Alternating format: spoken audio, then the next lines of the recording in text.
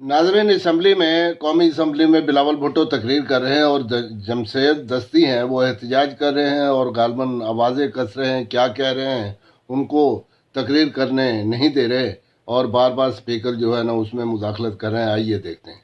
आप अपनी बारी पे बात करें कायदे स्पीकर, मैं बात कर रहा हूँ। हम सब ने आपका 8 घंटे की तकरीरें सुनी। जवाब दे देंगे। असद कैसे जी सर, आपने कल मेरा नाम लिया, मेरा पार्टी का नाम लिया, आप आराम से सुने। इस बात की जवाब हमें दे, इसलिए हम बड़े फिक्रमंद है कि ऐसे तो नहीं हो सकता कि कप्तान ऐसे हरकत करे। आपके पास इसका जवाब होगा इंशाल्लाह। तो अजग जाहिद साहब ने भी हमारा कॉन्स्टिट्यूशन पर कायदे इज़्ब इख्तिलाफ भी कॉन्स्टिट्यूशन, तो कॉन्स्टिट्यूशन हम सब के लिए है। अगर मैं उस कॉन्स्टिट्यूशन को वायलेट करता हूं, don't force me to take action against अगर मैं उस कॉन्स्टिट्यूशन दस्ती साहब, आप दस्ती साहब, दस्ती साहब please, enough is enough now, please बस करें।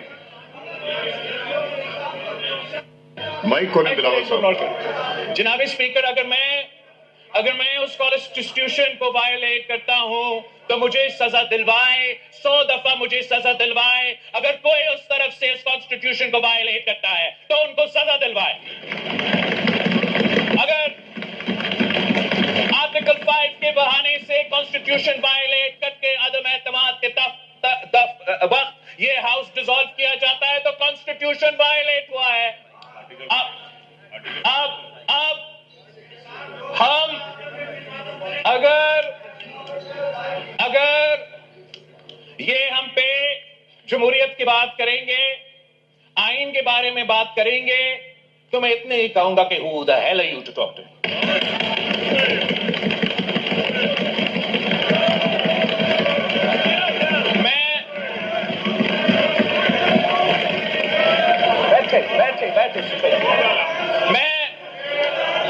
मैं उस आदमी का नवासा हूं जिसने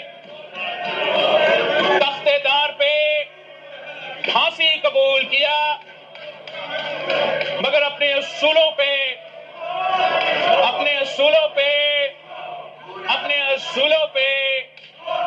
सौदा नहीं किया। ये जो लोग यहाँ हैं जो एहतजाज कर रहे हैं, जो पिछले 3-6 महीनों से इनको जमहूरियत और आइन याद आ रहा है, वो लेक्चर देना चाहे तो एक दूसरा को लेक्चर दे, वो हमें कम से कम लेक्चर ना दे, वो हमें ना बताए। आगा पीछे हटे साहब, पीछे हटे, इनको छोड़े, पीछे हटे। आगा साहब, बेग साहब, आगा साहब, सर मैंने अब इनका दो डॉक्टर तारिक इजाज जकरानी सर ये समझते हैं कि ये हर किसी पे झूठा इल्जाम लगाए और हम जवाब नहीं देंगे। जनाब स्पीकर, हम जवाब देंगे, इनका झूठ को एक्सपोज करेंगे। और हाँ, जब इनको कोई तकलीफ होगा, जब इनके ऊपर कोई जायज कंप्लेंट होगा, तो इनको नजर आएगा कि मैं सबसे पहले उनके साथ खड़ा होऊंगा। मगर जब वो आइन को तोड़ेंगे, जमहूरियत के खिलाफ कोई काम करेंगे, तो सबसे पहले मैं वो आदमी होऊंगा जो उनके सामने खड़ा होऊंगा। आखिर में जनाब स्पीकर, मैं इस किस्म की हरकतों से खुद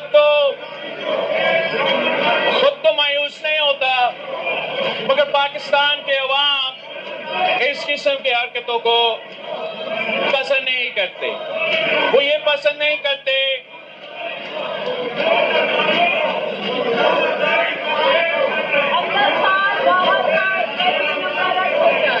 सर, ये तो बहुत जज्बाती लोग हैं, मैं क्या कहूँ।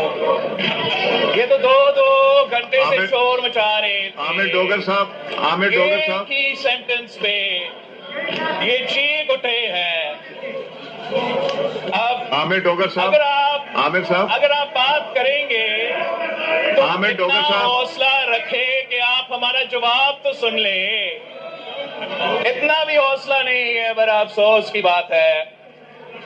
एनीवे जनाब स्पीकर, मेरा बात करने का मकसद ये था, मैं रिपीट करूंगा इसलिए वो पहले शोर कर रहे थे कि इनके खिलाफ अगर शहबाज शरीफ साहब की तरफ से और शहबाज शरीफ साहब की हुकूमत की तरफ से ऐसे कोई अमल उठाया जाता है जो कि गैर जमहूरी या गैर आईनी होगा, तो मैं इनका दिफा करूंगा। गालियां दे रहे हैं और मैं कह रहा हूं कि मैं इनका दिफा करूंगा। मगर अगर ये कोई गैर आईनी और गैर जमहूरी काम करेंगे तो मैं इनके सामने खड़ा हो जाऊंगा। इस आखिरी दो बात, एक ये कि जनाब स्पीकर, जब तक अचक साहब कह रहा था उस दिन के रेजोल्यूशन पास करे कि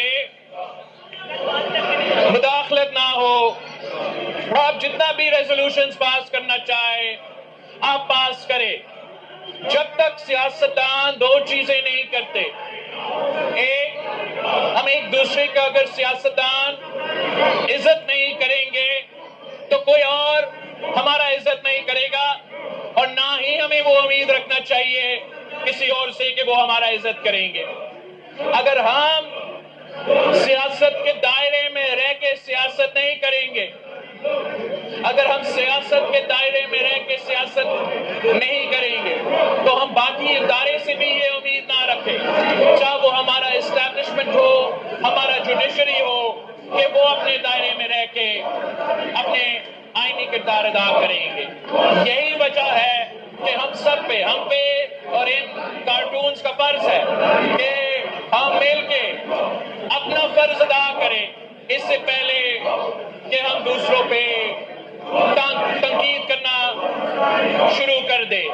जनाब स्पीकर, अब मैं इसलिए कि मैं माहौल खराब नहीं करना चाह रहा हूं, मैं समझ रहा था कि एक मई 9 पे अगर बात करूं, मगर मेरे को थोड़ा हौसला रखना पड़ेगा। बस एक बात मैंने मई 9 का करना था, मगर मेरा ख्याल में बिलावल साहब एक सेकंड रुकें। डोगर साहब, मैं कर दूंगा, आप लोग तशरीफ रखें। जो एक्सपंज करने वाले होंगे किसी की तकरीर में मैं जरूर एक्सपंज करूंगा, मगर आप इधर रहें, उनको इधर रहने दें। आई don't want any physical contact. जो एक्सपंज करने वाले अल्फाज होंगे मैं एक्सपंज कर दूंगा, मगर प्लीज अलग-अलग, I don't want anyone to touch any. मैं देख लूंगा प्लीज। अब आप लोगों का प्रोटेस्ट हो गया, अब करने दे। मैं जो होने वाला होगा, इसके अलावा भी बहुत अल्फाज है, मैं कर दूंगा, मैं वो करूंगा जो होने वाले, प्लीज। अच्छा जी, ये सूरत हाल थी, मछली मंडी का माहौल था। अगर किसी से कुछ हकूक छीन लिए जाएं और फिर उनको कहा जाए कि तुम बिल्कुल सिविल मैटर में बैठ के तो शरीफाना अंदाज में हमारी बातचीत सुनो और हम तनकीद करते रहें, तो ऐसा तो नहीं चलेगा। ये जो बंदर बांट हुई बकौल जो मौलाना फजलुर रहमान के और महमूद अचकज़ई के कि बहुत बड़े बड़े सौदे हुए हैं इस मरतबा, सीटें बिकी, असम्बलियाँ बिकी, UN, इस तरह के जो इल्ज़ामात फील्ड में मौजूद हों और फिर जो पार्टी समझ रही हो कि हमारे साथ ज़्यादती हो, बल्कि उनके पास सबूत भी हो, फॉर्म 47, फॉर्म 45 सब ऑन ग्राउंड हो। अब तो जो है ना, इलेक्शन कमीशन ने वो अपने वेबसाइट पे भी डाल दी है और उसमें जो फोर्जरी की हुई वो बिल्कुल वाज़ेह तौर पे नज़र आ रही है। जब ऐसी सूरत हाल हो तो फिर किसी को ये कहा जाए कि आप शराफत में मेरी बात सुने, तो ऐसा तो नहीं हो सकता कि कोई छुरी पकड़ के अपने गिले पे खुद फेर लेगा। एहतजाज करना तो उनका हक बनता है। उन्होंने तो ये दावा कर रखा है कि वो असम्बली की कार्रवाई नहीं चलने देंगे उस वक्त तक जब तक उन्हें इंसाफ नहीं मिलेगा। फॉर्म 47 और फॉर्म 45 का इशू है वो जब तक रिजॉल्व नहीं होगा, क्योंकि बुनियादी डॉक्यूमेंट्स फॉर्म 45 है। अभी जो बिलावल तकरीर कर रहे थे उसकी बहुत ज़बरदस्त शूटिंग की जा रही थी, उनको आवाज़ें कसे जा रहे थे, गालियां दी जा रही थी, जिसका उन्होंने खुद तज़किरा किया। और इन सब से बढ़ चढ़ के जो दस्ती है वो सबसे आगे। दस्ती के साथ जो कुछ किया है वो जो PDM 2 की गवर्नमेंट थी उसके दौर में किया गया था। अगर उसका इल्ज़ाम डाला जाए इस्टेब्लिशमेंट पे, तो वो इल्ज़ामात तो उनके खाते में जो होंगे सो होंगे कि उनकी मौजूदगी और उनकी खामोशी में ही सब कुछ हो रहा है। तो वो खामोशी का मतलब भी आशीर्वाद या रजामंदी होता है, तो इस हवाले से उन पे भी लोगों का गम और गुस्सा है। लेकिन दर हकीकत करने वाली तो यही लोग हैं जो अपने भाई बंधुओं का अपने जैसा हशर कर रहे हैं, जैसा उनके साथ हुआ था उससे कई हज़ार गुना ज़्यादा बढ़ा के हशर नशर कर रहे हैं, और फिर इस बात का बीज बो रहे हैं कि कल को उनकी बारी अगर आएगी तो वो भी इनके साथ कोई कमी ना छोड़ें। लेकिन इनका सबसे बड़ा एतमाद ये है कि उनके सारे मफादात और स्टेक तो मुल्क से बाहर है। ना कोई ब्यूरोक्रेसी है जो यहाँ पे जड़ रखती है, यहाँ सिर्फ और सिर्फ ईस्ट इंडिया कंपनी के हवाले से कमाने का ज़रिया समझते हैं पाकिस्तान की धरती को।